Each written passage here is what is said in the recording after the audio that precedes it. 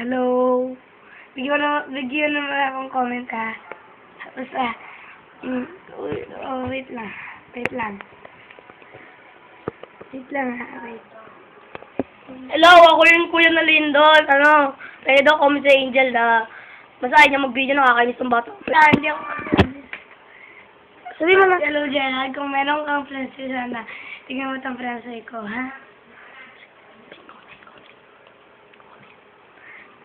Comment daw, gusto daw yung comment. Sabi mo, sige, magsasabi.